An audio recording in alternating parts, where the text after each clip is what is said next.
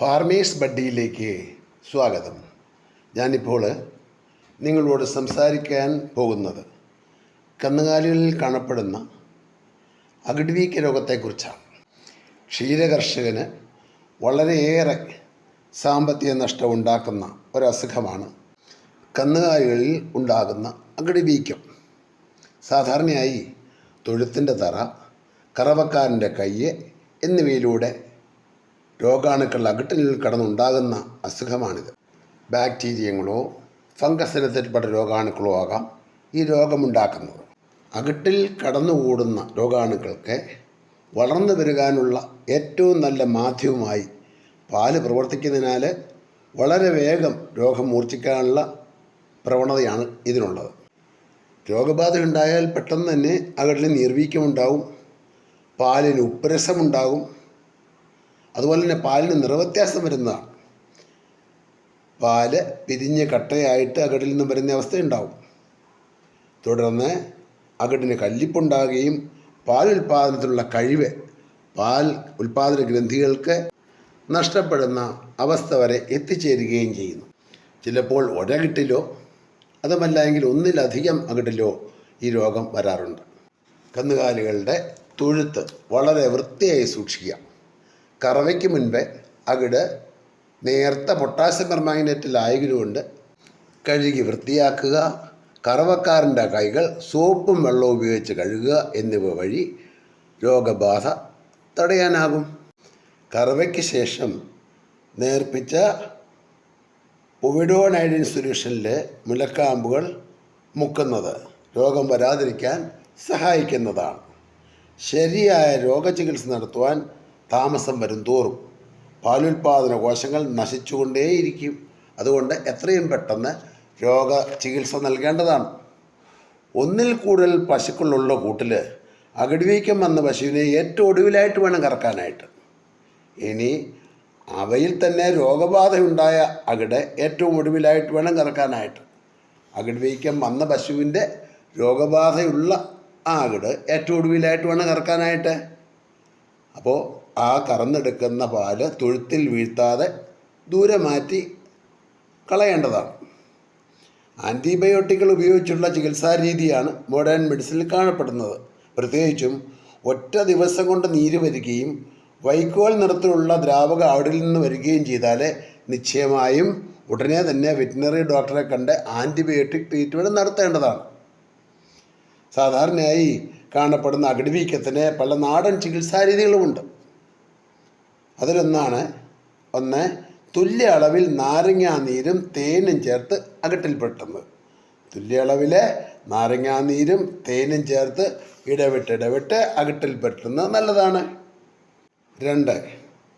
ഒരു പിടി തൊട്ടാവാടി, അത്രത്തോളം തന്നെ ഒരു പിടിയോളം കറ്റാർ വാഴപ്പോള, 1 സ്പൂൺ മഞ്ഞൾപ്പൊടി, 3 ഗ്രാം ചുണ്ണാമ്പ് എന്നിവ ഒരുപോലെ ചേർത്തരച്ച് കുഴമ്പ് പരുവത്തിലാക്കിയിട്ട്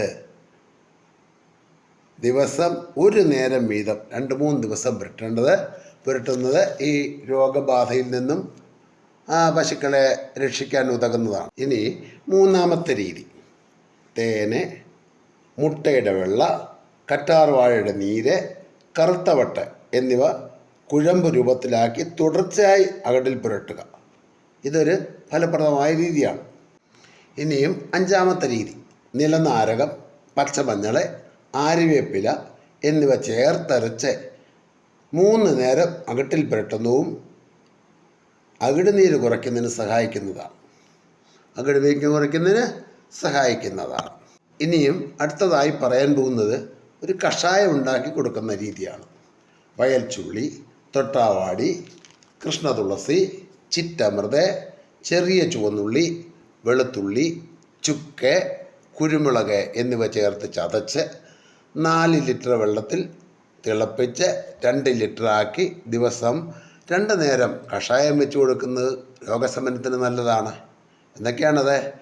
വയൽച്ചുള്ളി, തൊട്ടാവാടി, കൃഷ്ണതുളസി, ചിറ്റമൃത്, ചുവന്നുള്ളി, വെളുത്തുള്ളി, ചുക്ക്. ഇപ്പോൾ ഈ പറയുന്നവ ഒരു പിടിയോളം എടുക്കാറുണ്ട്. ചുവന്നുള്ളിയും തൊട്ടാവാടിയും കൃഷ്ണതുളസിയും ചിറ്റമൃതും ചെറിയ ഉള്ളിയും ഒക്കെ ഓരോ പിടി വീതം എടുത്താൽ മതി. ഇവ കഷായം വെച്ച് ദിവസം 2 നേരം വീതം 3-4 ദിവസങ്ങൾ കൊടുക്കാവുന്നതാണ്. ഇതോടൊപ്പം അകട്ടിനുള്ള ലേപനവും നാടൻ രീതിയിൽ തയ്യാറാക്കി പുരട്ടാവുന്നതുമാണ് കേട്ടോ. ഇനിയും വേറൊന്ന് പറയാനുള്ളത്, ഹരിയാനയിലെ കൊണീക്ക് എന്ന കമ്പനിയുടെ മാസ്റ്റിനിക് എന്ന പൊടി, അതൊരു പാക്കറ്റിൽ 60 ഗ്രാം വെച്ച് കിട്ടുന്നതാണ്. രാവിലെ 30 ഗ്രാമും വൈകുന്നേരം 30 ഗ്രാമുമായി വെള്ളത്തിൽ കലക്കി പശുവിൻ്റെ ഉള്ളിൽ കൊടുക്കുന്നത് നല്ലതാണ്. വെള്ളത്തിൽ കലക്കി വേണം കൊടുക്കാനായിട്ട്, തീറ്റയ്ക്കകത്തല്ല കൊടുക്കുന്നത് കേട്ടോ. അപ്പോൾ അങ്ങനെ വെള്ളത്തിൽ കലക്കി 3 ദിവസം കൊടുക്കുമ്പോൾ പശുവിൻ്റെ അകിട് വീക്കം പോകും. ഇനി അകിട് കല്ലിച്ച് പോയിട്ടുണ്ടെങ്കിൽ 6 ദിവസം വരെ കൊടുക്കേണ്ടി വരും, എന്നാലും അസുഖം ഭേദമാകും എന്നുള്ളതാണ് അതിൻ്റെ പ്രത്യേകത. അപ്പോൾ പിന്നെ ഒരു കാര്യം പറയാനുള്ളത്, അകിട് വീക്കം വരുമ്പോൾ നാം എങ്ങനെ അറിയുന്നത് അകിട് വീക്കം വന്നെന്ന്? ഒന്ന്, അകിടിൻ്റെ ചൂട്, അകിടിലെ നീര്, പാലിൻ്റെ ഉപ്പുരസം, അതുപോലെ തന്നെ പാല് കട്ടയായി വരിക, പാലിൻ്റെ നിറം മാറ്റം എന്നിവ അകിട് വീക്കത്തിൻ്റെ ലക്ഷണങ്ങളാണ്. അങ്ങനെ കണ്ടാലുടനെ നമ്മളൊരു സ്റ്റീൽ തവിയിൽ ആ സംശയിക്കുന്ന പാല് കറന്നെടുത്ത് ഗ്യാസ് അടുപ്പിൽ കൊണ്ടുവച്ചൊന്ന് ചൂടാക്കിയാൽ വളരെ പെട്ടെന്ന് ഈ പാല് കട്ടയായിട്ട് പിരിഞ്ഞു വരുന്നത് കാണാം. ഇപ്രകാരം നമുക്ക് രോഗം ഇന്നതാണെന്ന് സ്ഥിരീകരിക്കാൻ നമുക്ക് സാധിക്കുന്നതാണ്.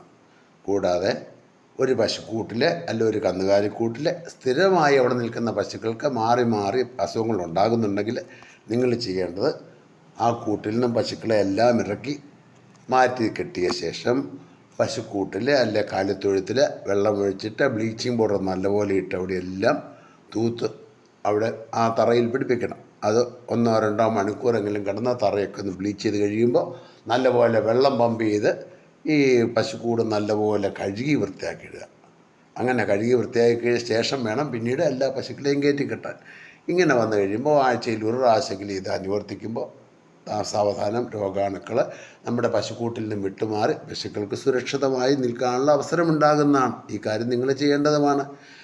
ഒന്നാമതായി അറിയേണ്ട നമ്മുടെ പശുക്കൂടിൻ്റെ വൃത്തിയാണ്. പശുക്കൂടെ ഏറ്റവും, അല്ലെങ്കിൽ കന്നുകാലിത്തൊഴുത്ത് ഏറ്റവും വൃത്തിയായിരിക്കണം. എന്നാൽ മാത്രമേ ഈ അകിട് വീക്കത്തിൽ നിന്നും ഒരു കർഷകൻ്റെ പശുക്കളെ രക്ഷിക്കാനാവുകയുള്ളൂ. അപ്പോൾ കൂടെ എപ്പോഴും വൃത്തിയായിരിക്കുക എന്നുള്ളത് പ്രഥമവും പ്രധാനവുമായിട്ടുള്ള കാര്യം കേട്ടോ.